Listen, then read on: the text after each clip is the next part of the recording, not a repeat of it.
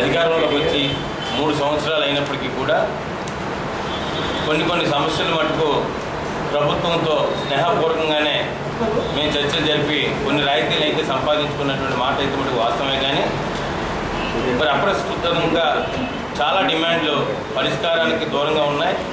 మరి వాటికన్నిటికీ కూడా ప్రభుత్వం చాలా సాకులు చెప్తూ దాటవేసే ధోరణిలోనే ఈవేళ ప్రభుత్వం ఉంది.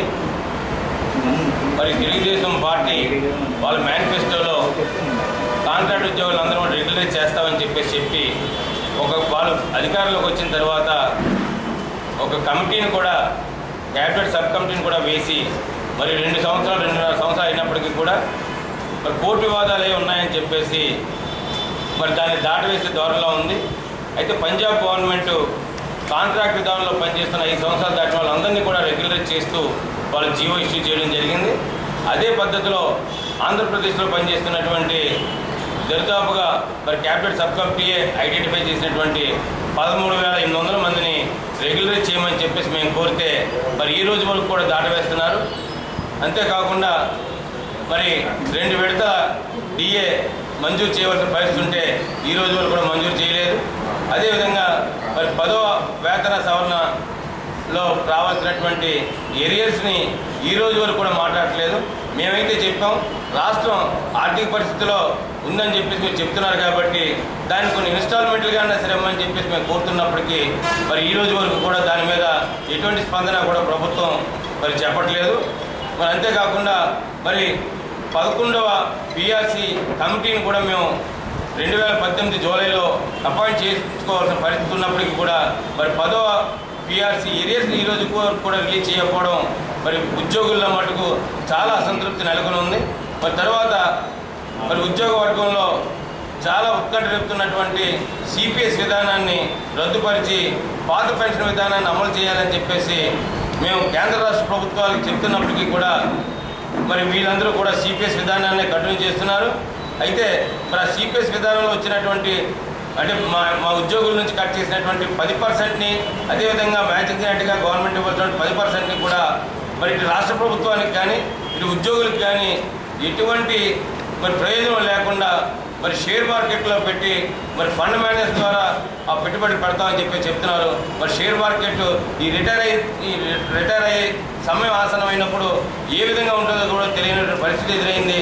మరి ఇటువంటి పరిస్థితుల్లో ఇటు ప్రభుత్వానికి కానీ ఇటు ఉద్యోగులకు కానీ ఉపయోగం లేనటువంటి సిపిఎస్ విధానాన్ని రద్దుపరిచి పాత పెన్షన్ విధానాన్ని మరి అమలుపరచాలని చెప్పేసి మేమైతే కోరుతున్నాం. అంతేకాకుండా మరి రిటైర్ అయినటువంటి విశ్రాంతి ఉద్యోగులకి మరి PRC commission 10th PRC commission recommend చేసినటువంటి మరి ఆ పెన్షన్ స్టెప్ను కూడా ఈ రోజు వరకు కూడా రిలీజ్ చేయలేదు. అదేవిధంగా మరి మన ఉపాధ్యాయుల తాలూకా సమస్యలు కూడా చాలా ఉన్నాయి. వీటినన్నింటినీ కూడా దాటవేసే ధోరణిలోనే ప్రభుత్వం ఉంటుంది.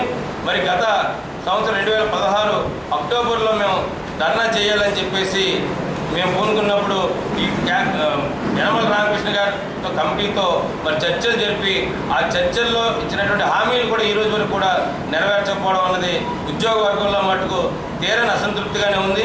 మరి ఇటువంటి 10 డిమాండ్ల మీద కూడా మరి ప్రభుత్వం గారు స్పందించకపోయినట్లయితే మటుకు ఈ రేపు 6వ తారీఖున అంటే 6 జూన్ని మేము ధర్నా కార్యక్రమాన్ని నిర్వర్తిస్తున్నాం.